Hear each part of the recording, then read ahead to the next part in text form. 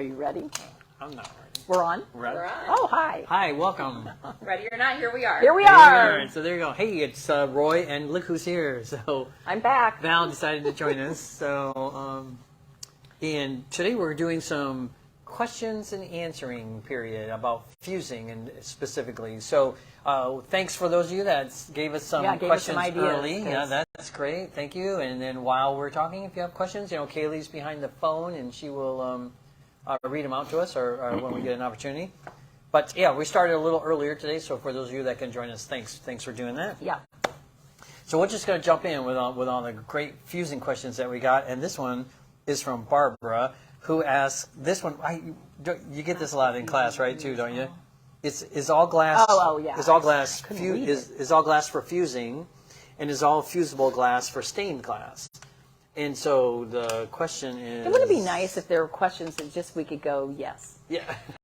No. Yeah, that would be. Yes. I mean, nothing is ever that straightforward in this world, is it? This really, one is is all glass for fusing? No. And then is all fusible glass for stained glass? Well, Yes. I guess it depends. I guess it depends how you look at it, right? Does all glass melt? Sure. Mm-hmm. Yeah. But yeah. So I got you, huh? you I did. did. That's it. It all melts. I know. I tell people that all the time. They're like, "Can I use my stained glass for fusing?" I'm like, "But you can put it in the kiln and you can certainly fuse it, but you might not like how it turns out." Yeah. So, yeah. So back to your question, Barbara, is that not all glass can be used for fusing in a really simple way. Is it's just not all manufactured to be reheated, to high temperatures and hold up and be stable is probably a simple way of sort of putting it. The other issue then has to do with, if we want to get technical, it has to do with compatibility and the expansion rate. So stained glass isn't manufactured to have a specific expansion rate, so we don't really know what it is. So trying to use it with the established 90 or 96, it's a gamble, and you just don't know if it's going to work or not work. But back to, truly, like you said, it is going to melt, and it is going to melt at relatively the same temperature that fusible glass does, at least the 90 or the 96. But we've done it, back in the day, and you get this beautiful piece of glass, like that's stained glass, like a beautiful piece of Yakagani or something, right? Back in the day. And then you melt it or you heat it, and the colors shift quite a bit. So it doesn't, it ends up getting brown a lot of the time. Not that obviously, Yakagani has a fusible line now, so I'm not talking about their glass now, but. And they get dull a lot of times, yeah. right? You get that devit, if you know what devitrification is. So on the opposite end of that, though, Barbara, is all the fusible glass. You can use that for stained glass. The glass is manufactured for the most part to have the same. They're all about 1/8 of an inch thick or 3 millimeter. All the glasses, stained glass, fusible glass. So, it is totally usable for stained glass. A lot of times which really kind of opens up your palette for the stained glass people, right? Yep. Let's talk real quick, though, about strikers.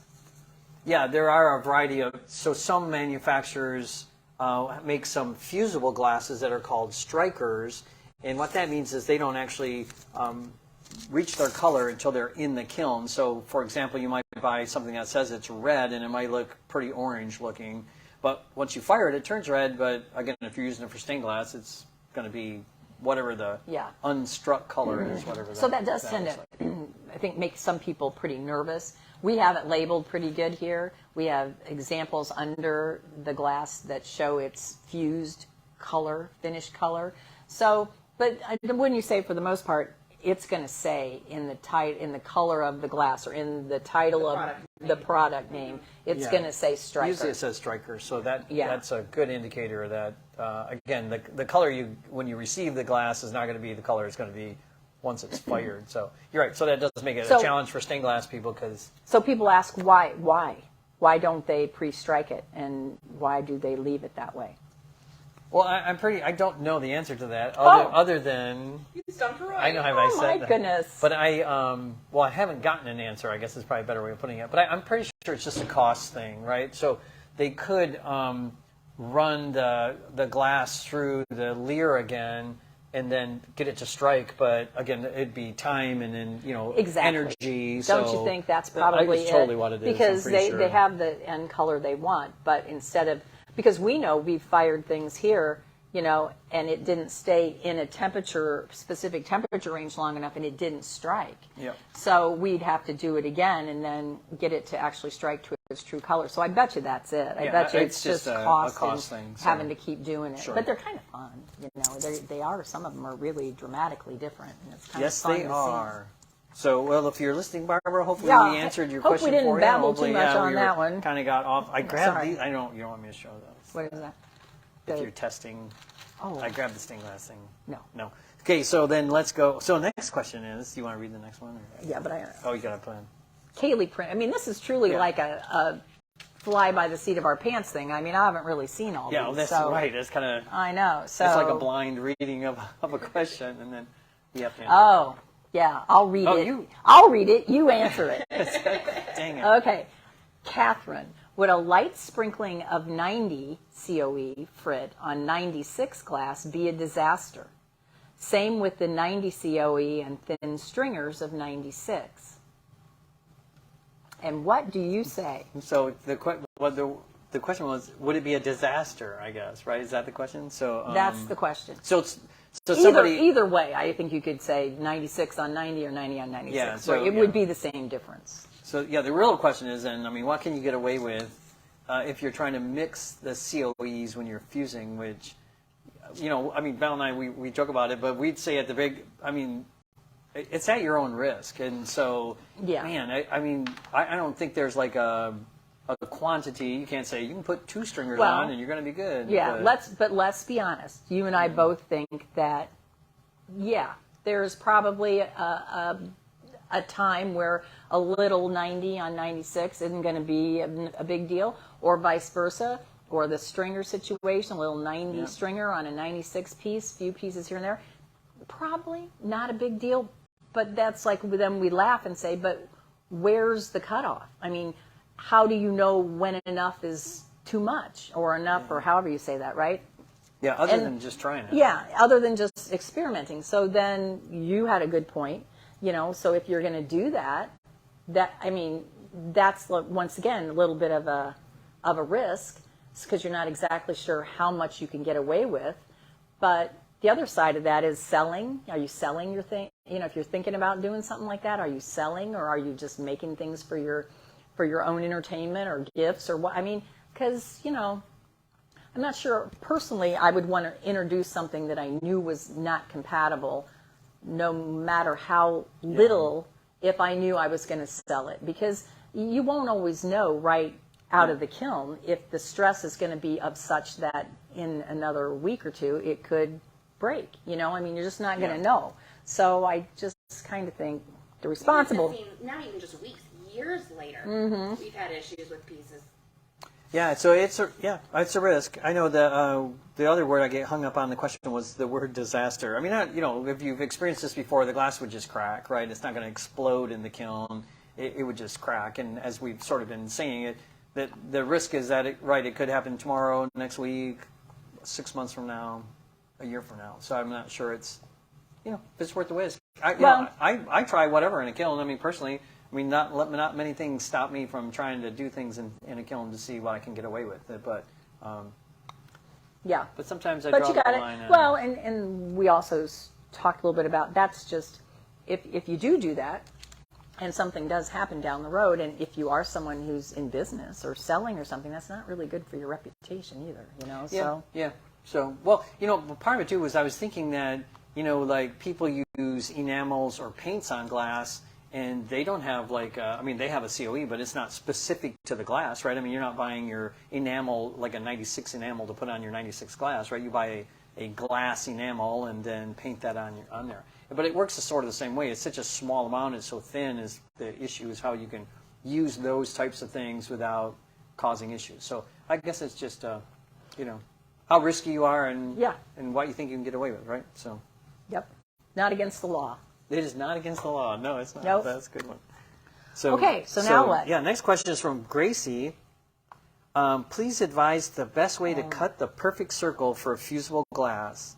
what circle cutting device do you recommend? Oh, that's what the question was in there. Well, I guess one of the things we were asking was, I guess scale has a lot to do with it. I mean, what size of circle are we talking about, right? So, I mean, if you're talking about little, small, 1-inch, 2-inch circles, there's no easy way to cut those other than just, try to keep scoring around them, and then take them to a grinder and grind them.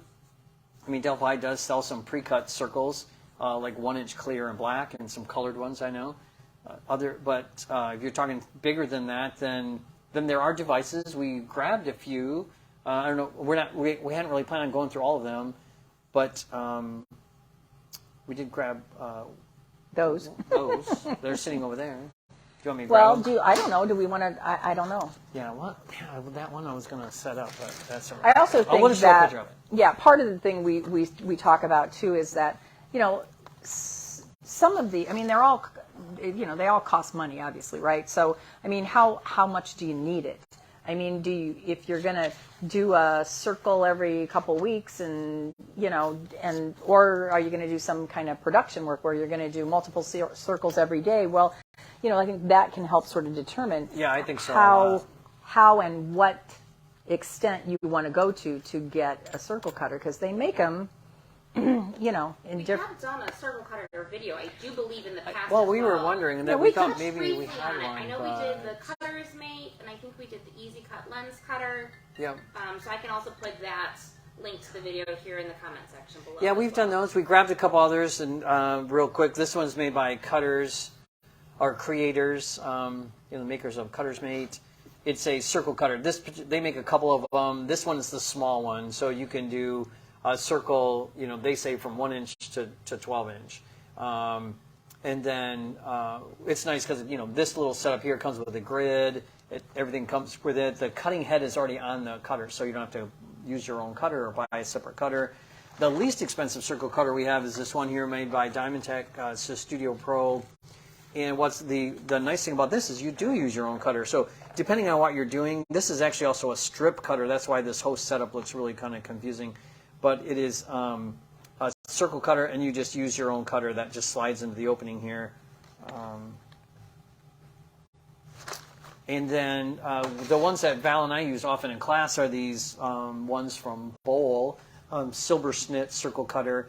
This one is the Primo one. the Primo one, and it just has to do with the cutting head on it. So if you can see it, the cutting head's like on a turret, so the cutting head just rotates like 360 degrees. And so the advantage to that, obviously, is the cutting head's going to turn with you when you're doing a curve, right? When you're doing that curve of the outside of the circle. The smaller you go with any of the circle cutters, the more likely the head is going to drag, and the wheel doesn't really roll on the cutter. So if you start getting 3 inches or maybe even 4 inches and below, you sometimes have some issues with how cleanly the glass cuts out. On these big ones, we cut out 9-inch, 10-inch circles all the time with these without any sort of problem. I don't know if anybody needs to see that. Is that something that we need to show you? Well, I mean, showing how, see, that's the other thing about circle cutters too, is that, they're not magic. I mean, you score your circle, but then you still have to know something as to how to break it out. And so, that's kind of one of the deals. I mean, it's not, you might as well do it. So that's a great question, because, I mean, that's a great point, Val. Thank you. Was that Thank you, Roy. You're welcome. I mean, I tell people that all the time, right? The circle cutters they'll score it, but that doesn't necessarily mean that you can break it out, right? Or it's going to break out cleanly. Right. It's It's not like you can just punch it out. Gosh, why didn't I grab this one with a sticker on it? Because. Sorry, half the Facebook Live Yes, is... requesting. Yes, please. I have a circle cutter and I've never used it because I don't know how. Well, today... Well, then there you go. You You're could gonna you could learn. just do a smaller one. I could, but Oh my gosh. I wanted to do Okay, this so big one. you want everyone to watch you pick that off. Yes. I am so Your close. expertise on how you pick That's off. right. Watch, we're doing a whole Facebook Live on removing labels from... Well, you're going to have to, if you're going to do it that big, you're going to have to get it off in there. That's right. I just got to get part of it off here. I got a razor blade on here, people. Yeah, everybody stand back. I'm not afraid to use this. Hopefully the Band-Aids are close by. All right, that's got to be good enough. Yeah, usually those labels, they pull off a little bit easier than that. I thought I was kind of surprised by that. So there's a few of again, one reason why we like this particular circle cutter, this is a suction cup, right? So what happens is I'm going to be able to, Oh my goodness. Poor little egg. We haven't even gotten Aw, poor little guy. I'm just trying to avoid the sticker at this point. And then usually you want to stay like away from an edge if you can a little bit. So once we fix it on there like this, you can see it. So I don't have to worry about stabilizing this part of the cutter. It's going to stick on there. The other thing, as I mentioned before, I mean, these Silversmiths, there's two different styles. This one is the Primo one that Val was talking about, so a little bit more expensive, but it has the nicer cutting head on it. And then you just want to make sure, I always try to do I'm not scoring right now, I'm just running it around. I just want to make sure I'm not hitting, anything on the table, or if something else is in my way, which that label still is in my way. Anyways, and then we just score it, right?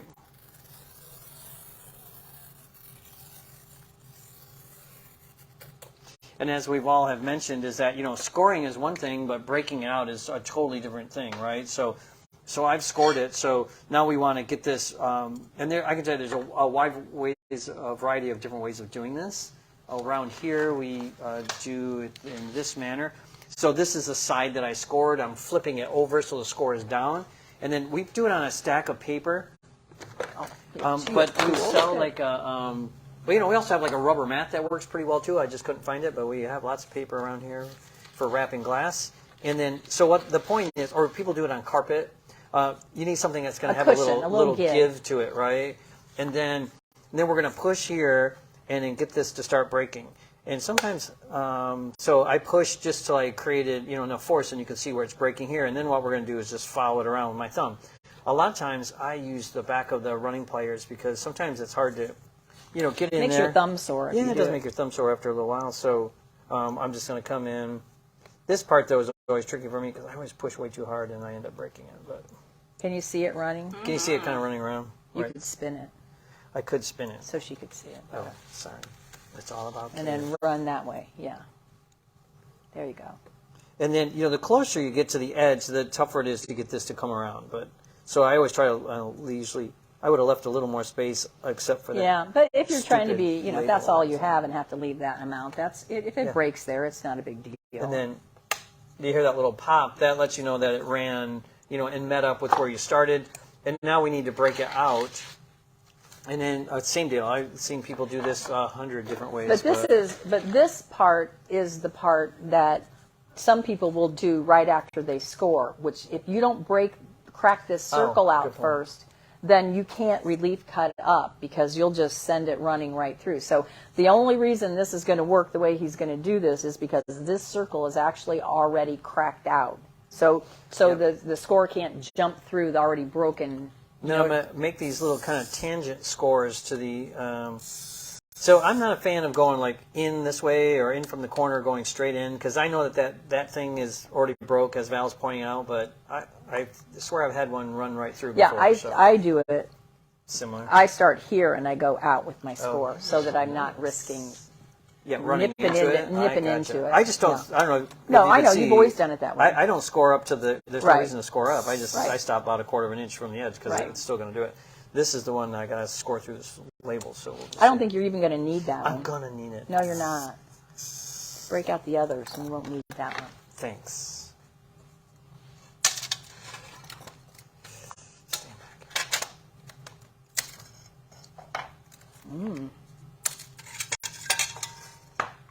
Perfect. I was right. You didn't need it. Val's right. Did I say that on?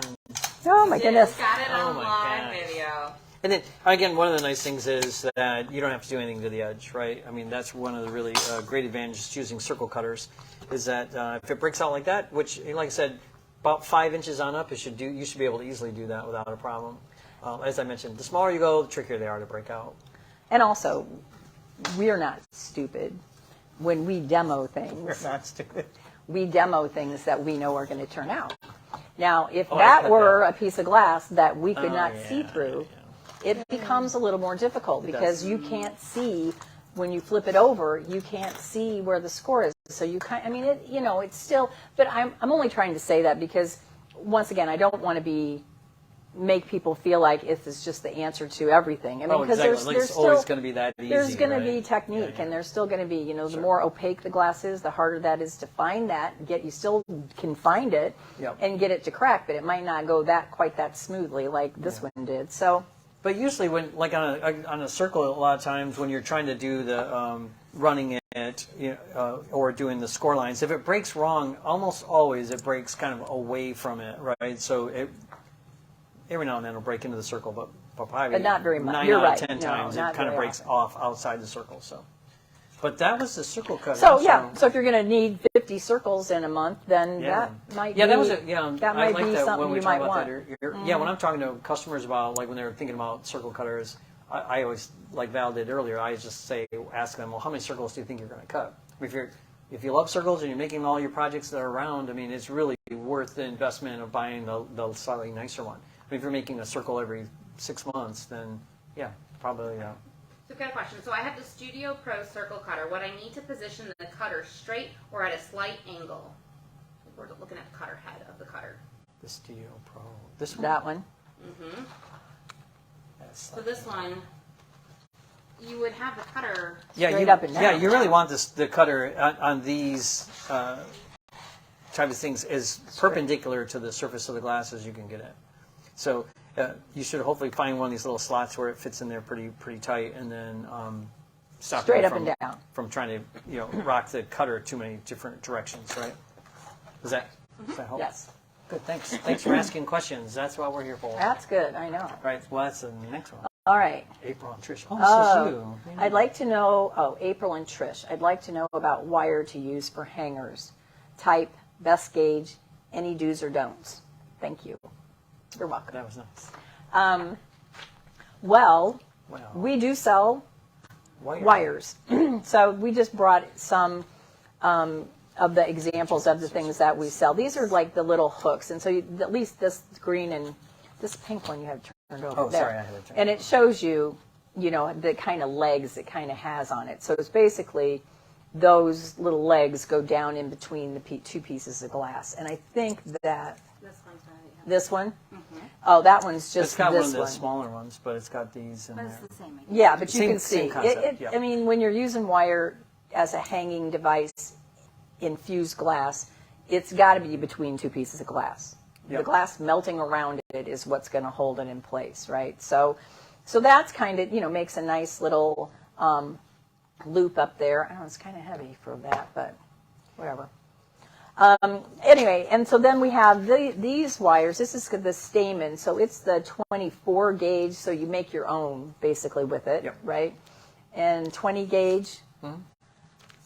Yeah, and if you're not familiar with dealing with wire and gauges, the higher the number, the thinner the material. So the 24 gauge has a thinner, Thin. smaller diameter than the 20 gauge does. It also comes in a 17 gauge, which is interesting. We just didn't have a package of it, but that's what it looks like. So it's a little bit thicker if you're comparing it It's to these this. other ones. It's actually this one right And here. so, yeah. So a lot of times, when we saw the question anyways, we're like, well, the wire, a lot of it depends on the scale, right? How big of a piece are we talking about, right? Are you doing little jewelry pieces or these little ornament things or something bigger? So it's hard to say. I mean, obviously you need to use a wire that's made specifically for this purpose. So these, in simple terms, they call them high temperature wires. They're made from gosh, nichrome. darn it. That poor egg, we keep I knocking it know, over. little so guy is going to get it. that poor little guy. But also, so yeah, and so we also, I personally believe that there is a size in which you shouldn't try to hang it with the wire. I just feel like if it's a real heavy piece, it's going to kind of start to crack through where you embed. I don't know. I just think, but anything like these sizes, this one, not that, we sell them and it's a great way to get a hanging piece in, but I'm not overly fond of the look of what wire does. I just don't think it's very pretty. So you can always drill holes. People don't, it's easier to drill holes in glass than people think it is. And you can, if your piece is not real big, you could glue bales, which sometimes Glue is bales, a prettier, to me, is a prettier look. This one is actually this is not any of our high temp wires. This is actually copper wire, which you can use. And this is what it looked like. But what happens is that it gets this scale on it.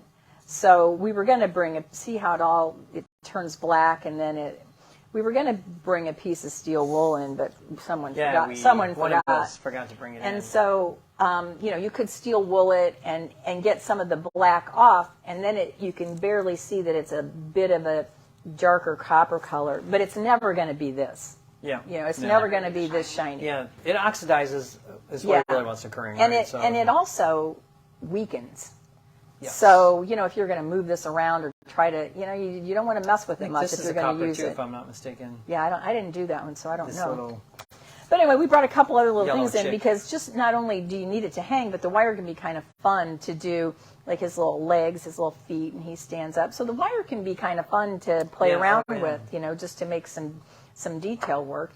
And because I'm not real fond of the look, because when you do embed it, like this one, and like the picture, you want to coil it or turn it, or you don't want to just put it straight in usually, because then if it does loosen, your piece could drop, So you kind of do maybe a little decorative thing, and even that, I'm not a fan of. I made this all by myself.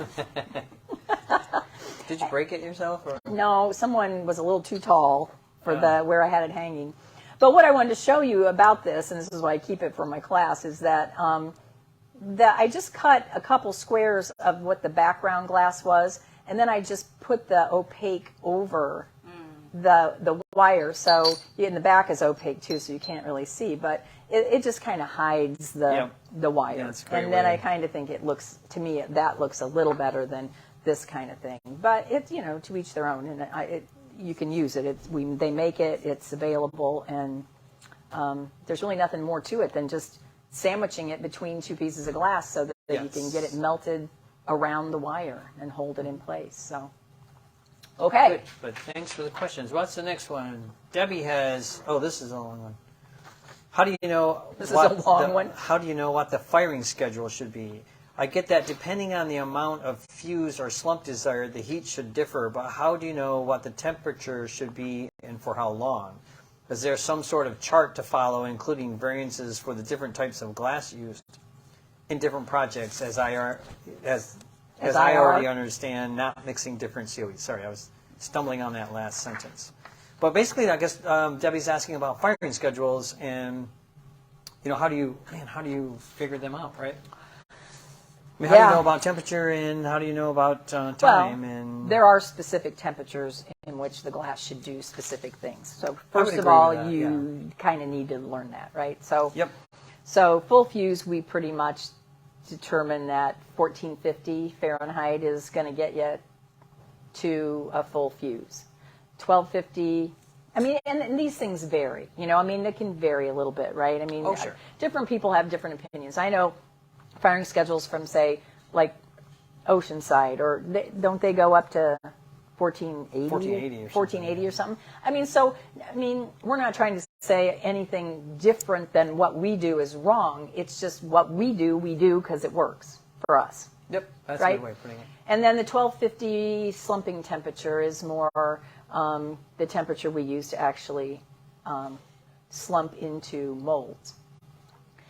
But it's hard to, we teach this in class, and sometimes it takes a few days to get it, because it's going to depend on your mass, the size, your mass, and the deal is you've got to get the glass safely to that temperature that you want to have happen what you want to happen. So if we were slumping, we don't just put it in a kiln and turn it on and let it go up to 1250 as fast as it can go, and then you have to step it up, right? Am I doing it okay?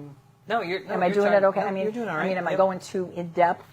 Oh, I don't think so. I mean, so one of the things, that you need to do is, so if Debbie asked this question, and so if you own a kiln, I mean, what I usually recommend anyone to do that owns a kiln, if you're not familiar with your kiln, is you should do just some test tiles.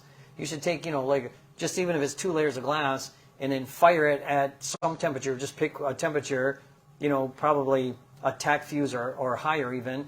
And Which would be? Which would be, yeah, I would say probably, low 1300s or high 1200s, might be a tack fuse. And then, and then write the temperature on the back of that little tile. Fire another one, add 25 degrees or add 50 degrees, depending on how, picky you want to be. And then do the same thing, write the temperature on the back. And then for your kiln, because again, temperature is so specific to, Val was talking about, project, right? So it's dependent on the size of the kiln or how big your project is, but it also, depends on your kiln, right? I mean, the kiln, we have about 7 or 8 kilns here, and they don't all fire the same. There's at least 2 that fire a little hotter than the others, maybe 10 degrees hotter, right? So you just kind of get used to it. So unfortunately, people, I know it'd be great if there was just a chart that just explained everything. I mean, but there are, so if you're looking at people's firing schedules, I mean, that might give you like a clue of where to start something. That's a good place to start, is to just get a firing schedule. Don't we have some online too? We do, I believe. We have some basics or something. Yeah. I'll put the link in the comment section below. Yeah, just to get you started in, Yes. and often I think we identify, say, this is a 12, we're doing a 10-inch plate. Here's how we got it up to a full fuse with this many segments, this, and you can start looking at those and use it to make something that's around 10 inches. And then, like Roy says, kind of, keep track of the results. If you held it at 1450 for 10 minutes and you didn't really, it's still too bumpy for you, maybe you got to hold it there for 15 minutes. Or, you start learning that you can alter them, their basic firing schedules, just that's what they really kind of all are, just being altered a little bit here and there based on size and result desired and that kind of stuff. Yeah, I tell people you should, never be afraid to change somebody's firing schedule, and no firing schedule is etched in stone. And the other thing that you have to remember is that a lot of it's opinion. When we talk about things like a tack fuse or a contour fuse or even a full fuse, as Val was sort of pointing out, our opinion is, we should fire it at 1450 because we like the look, right? The glass manufacturers recommend 1480. Neither one of us is right or wrong. It's just, that's the look we want. So I think each individual has to just figure out, what look do you want for your pieces out of your kiln, and then that's where the tricky part does come in. But, so as Val was saying, you pick a schedule, you fire it, you look at it the next day, make some sort of guess, right? Should I have gone hotter or cooler? I don't know. Longer, shorter. I'll tell you for me real quick on the hotter or cooler or longer. Like, so we're not just talking about temperature, we're all talking about hold time. I know for me, like when I fire something and if I look at it the next day and I think, oh, I wish it was just a little more fused, right? A little smoother, just a little more rounded or something. To me, that's a time issue. And I would just add a little time to my hold time. I mean, like 5 minutes, 10 minutes or something like that. If I look at it and I go, oh man, I wish it was a lot more fused than this, then to me that's a temperature issue, and I would then alter temperature. So I don't know if you find that any of that helpful, but again, as you can probably gather, it's just a bunch of experimenting, right? I mean, it really is just trying a schedule, somebody's schedules, whether it's came in the kiln or one you get from us or you get from a group somewhere online. Yeah, but I would say, like I said, try to download some firing schedules and ones that give you explanation of what it's for. It was a 4-inch tile, or it was a 10-inch plate, or and then kind of go from there. And don't you think? And then you can build off of that. Yeah, I mean, it takes. Sometimes it takes firing a piece several times to get to just a perfect firing schedule. I'm one of these people that I think everything I want to do has a perfect firing schedule, and I just need to find that firing schedule. And sometimes I've had to fire something, like I said, several times to get it. But once you do, then in that kiln, every time you'll be able to repeat that same look because now you have the temperature, the hold time. Debbie's got a question that's perfectly tied to that. Can you Yes. refuse a piece if you don't like the result, or do you have to do it in a whole new piece? Well, you should probably just buy a bunch of glass from Delphi and just remake the piece, is what I would say. But the other part of that is that the age-old saying is never refuse to refuse. Right? That's a good one. We should go on the road. We should do this. That's good. We should Yeah, get so we no, should it get depends. T-shirts and Yeah, stuff. right. I would say, like we just said, if the result isn't what you wanted, I mean, you certainly can't go backwards, right? So if your result isn't what you wanted, I was going to grab these tiles real okay. quick. If the result is like not fused enough, then of course just put it back in and run it again.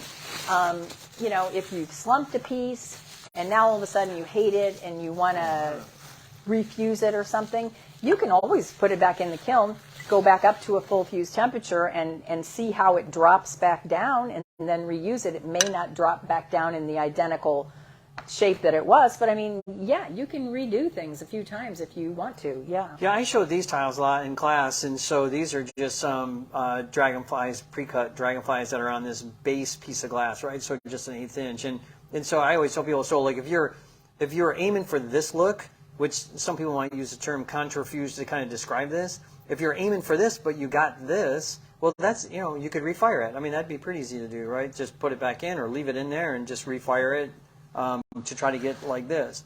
But if you're aiming for this look and you get the smoother one, then you know, can't go back. You can't back up. So, But I think she's kind of, maybe I'm wrong, but I got the sense she was meaning, you know, if she finished a piece and just didn't like it, could she just totally redo it I again? didn't read that. Is that, I don't know if that's it, but We you don't can know do what- that We too. don't know, Debbie. We're just making.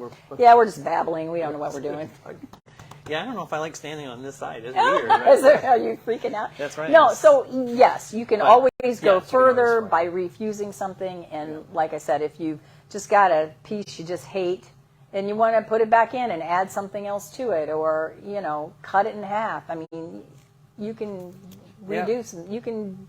Debbie says you answered as intended. Oh, good, yes, good. Debbie, thank you. I mean, there is. I hate to say it because this is again we could go down some other rabbit hole, but you can fire something too many times, or That is a rabbit hole or that too you hot. do So not need to go down. again, yeah, just something to keep. And I mean, like too many times, you know, whatever, 6 or 7 or more times, right? Then you could potentially you could run into some issues that. Compatibility wise. Yeah, compatibility wise, or you get some devitrification or color. You can, you know, alter But some colors. you know what? If you don't like what you've got and you don't Yeah, want what to else you just gonna throw do it in with the it? trash, Sure. then Yeah. you know what? Just play around with it and You do bet. something that you might end up liking. Good. All right. Okay, now So we got Margaret. We got Margaret. So, yeah, Margaret asked us, Oh. we are getting more fractures with Oceanside 96 than we ever had with Spectrum. Anyone else was the question? Kilns, we're all set for Spectrum and the molds before Oceanside. And she's asking if she has to reprogram. Well, first of all, Margaret, thanks for the question. But second is, I haven't really heard, I haven't heard people having more problems with Oceanside than Spectrum. Have you? No, I haven't. I mean, again, we would hear it here. I mean, Val and I are both, you know, on the floor waiting on customers, plus in classes, and then our contact center is in the same building that answers all the emails and phone calls. And if there was an issue, we would hear about it. yeah. So I haven't really noticed it. So I'm guessing maybe it is just a subtle thing that has some. I mean, it's possible that altering your program would. Well, I mean, if you're having, you use the word fractures, so I'm assuming that some kind of cracks or something that are occurring in the pieces. To me, that would sound like that could be correctable with a program. I don't know what programs you're using.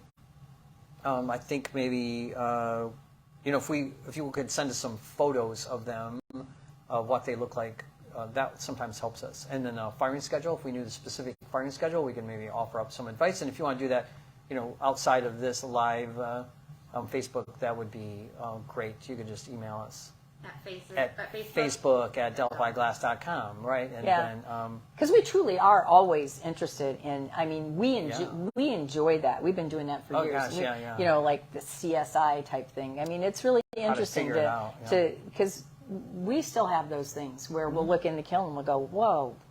What the heck Why did did that we? happen? Yeah, what did we? Oh, yeah, we forgot this, or we, I mean, so it's we always didn't anticipate that, or right. we didn't, It's we didn't think about overlooked it. that. Yeah. something. So there's always that kind of thing, and it is interesting, and plus it's incredibly beneficial to have. Sure. I mean, even though it's not fun to have your stuff not turn out, it's an incredible learning experience. So if you just give it that thought and try to figure out what you did, because then chances are you're not going to do that again. Yeah, Val and I are like, she said, I mean, we're really kind of tuned into our firing schedules pretty well, and so I think we both have a pretty good understanding of what we're doing in firing schedules and how to Yes. fix things after they occur, right? I mean, Right. we probably have some advice. So. And we have this, a lot of this cabinet space and stuff in here is just chock full of things, all the things all the of things that didn't what turn not to out. do Yeah. because we've done it. Sure. And so anyhow, but yeah, we'd be happy to look at stuff and try to figure out if there's any kind of assistance. And then who knows, if everything checks out, then maybe there was something with the glass. I mean, that's not entirely unheard of. It's a bit unusual, but it's not entirely unheard of. So. Yeah. So did but we otherwise, answer? I think that we answered all the questions. So we appreciate you guys sending us questions. Yeah, it was fun. I'm not sure when we'll be back, probably in a few weeks. But if you guys ever have ideas for topics you would like Val and I to discuss that are glass related, feel free to reach out to us. You can always send us a message on Facebook or Instagram, or we mentioned before there's the email facebook@delphiglass.com. So Good. I read some of that. I was going to say, I was going to try to jump in, but I didn't quite focus I know, soon sorry. enough. Okay. Well, thanks for joining Yeah, us today. thanks, you guys. See you in a couple weeks, 3 weeks.